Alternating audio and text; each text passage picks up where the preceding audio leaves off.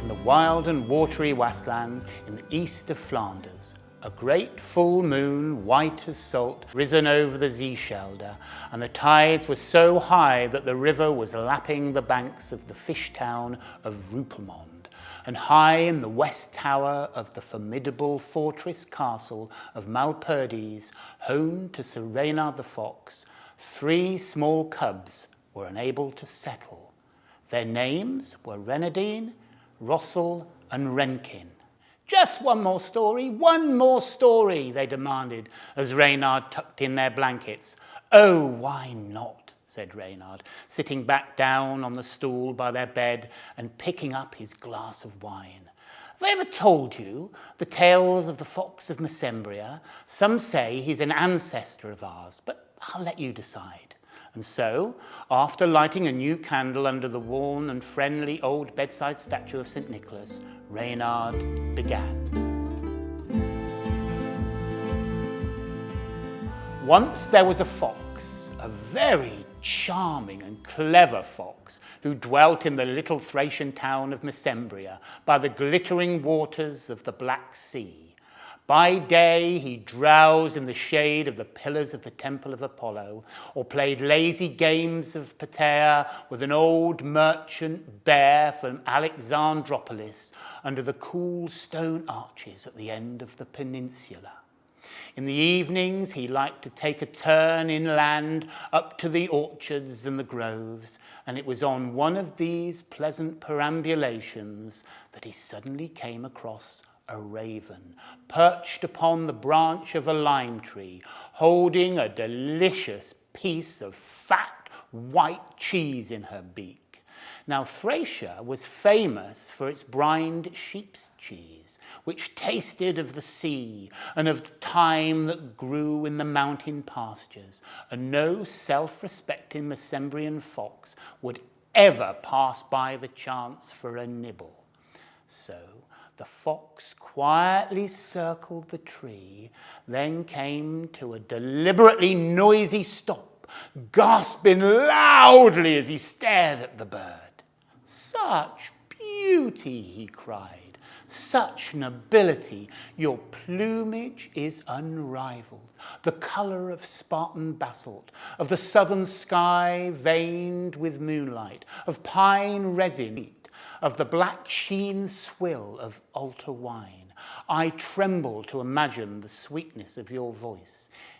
If it resembles your feathers, the queen of birds you must surely be." The raven was so flattered by these unfamiliar attentions that she opened her curved beak to sing, letting out a great rough caw and dropping the cheese into the grass.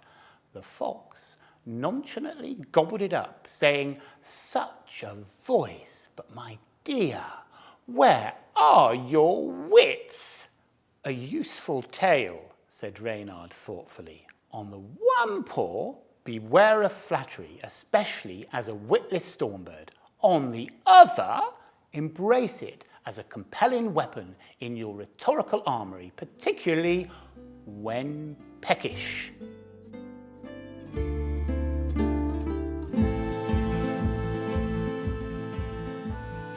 The next story, my dears, will teach you about spying very grave danger before it's too late, advised Reynard, sipping his wine.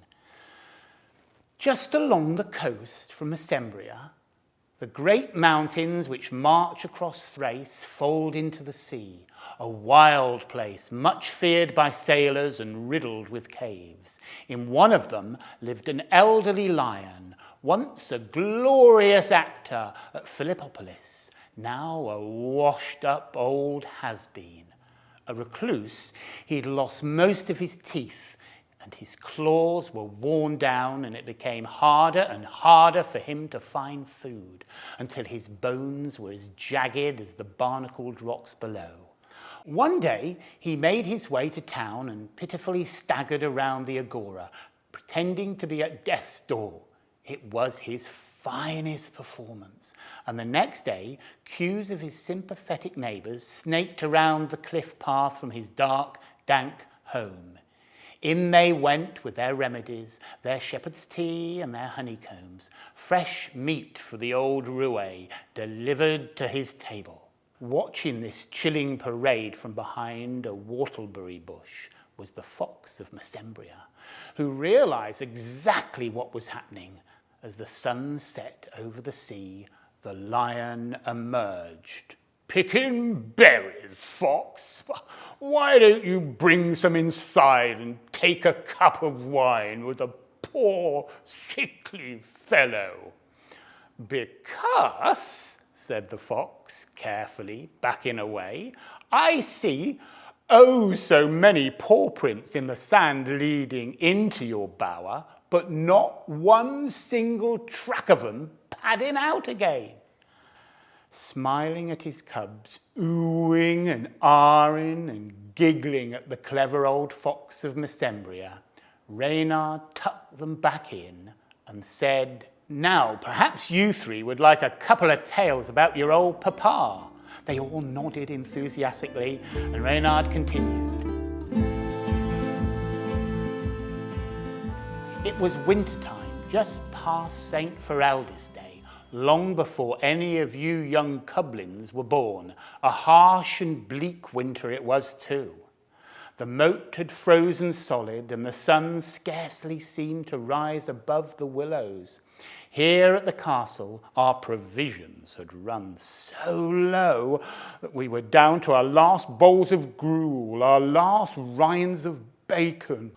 I had to find food most urgently, so I travelled north, away from my usual hunting grounds, through the frozen reed beds up to Zwijndrecht. When I reached the long metalled road to the coast, I hunkered down to wait. Something would come along soon, I thought. Sure enough, after a short while, two hooded merchants rounded the corner, straight from the sea, breath billowing in the bitter cold, their carts piled high with basket upon basket of fresh fish. I could hear odd snatches of their conversation. The older one's gout was playing up. They were heading to the market at St. Nicholas.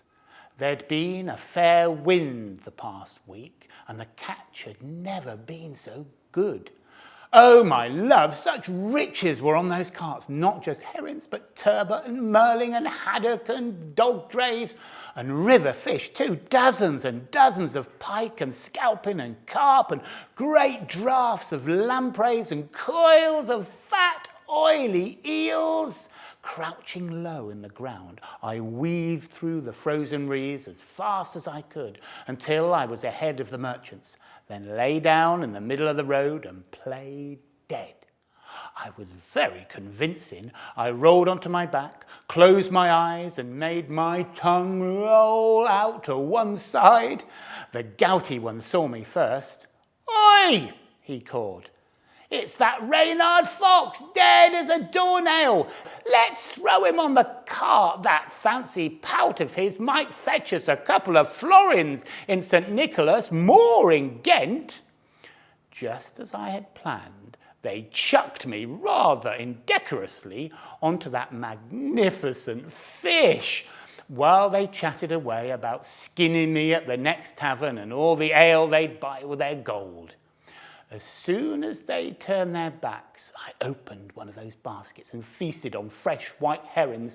Oh, I must have swept down 50 delicious, even without a nice sorrel sauce. Then I turned to my wrigglers, my tasty mudworms. With my teeth, I managed to prise open their heavy pitched basket and pulled out 5 long strings. I draped the ties around my neck and over my head and across my back until I was entirely clothed with eels. The cart slowed down as they rounded a bend, and I took my chance. I leapt off, landing with an eely thump beside the shocked merchants. "I'll leave you the rest," I shouted, and ran like fury all the way back to Malperdy's. "I can still taste those eels," said Reynard, "roasted with marsh butter and sage over a hazel fire. Delicious!" Now, perhaps one last story, this time about your grandfather." "Yes, yes," squeaked the cubs, who loved to hear about the dangerous and rascally Lord Reynardius, Reynard's father. In a manor house just outside Oostwinkle, there lived a rather noble stork. So noble, in fact, he considered Reynardius very much beneath him in rank and manners. This irritated my father no end, so he decided to play a trick on the imperious bird. One cool spring night, not unlike this one, he invited him to supper, and the stork, ever correct, accepted. And what a supper it was! Venetian fish soup drowning in Malmsey wine and garlic, lampreys seethed in green galantine, carp mashed with almond milk and scattered with the plumpest raisins of Corinth. But the hungry stork could eat none of it, for Reynardius had served his slopping, soupy feast on the shallowest of dishes, and whilst my father was enjoying his fill, it was impossible for his guest, with his long, sharp beak, to grasp a single morsel. The next day, a sombre messenger arrived with an invitation to Oostwinkle for dinner. Off went Reynardius, very pleased with himself.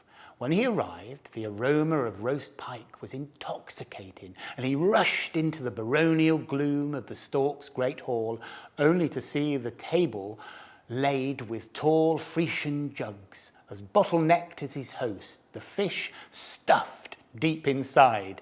Your grandfather almost got his nose stuck trying to reach it, and unable to eat anything at all, he stormed off furious, having, he said to me, learnt the unpleasant lesson that one trick deserves another. Reynard stretched and looked down at his cubs. All three were nodding off, and very slowly he tiptoed over to the candle and blew it out. And then he stood for a long while at the stone-arched windows, looking out at the cold spring stars shining over the patchwork of Flanders fields, the dikes and the brackish streams and the salt marshes stretching out far below him, a fine pewter hatching of flood and field tangling and dissolving all the way to the great North Sea.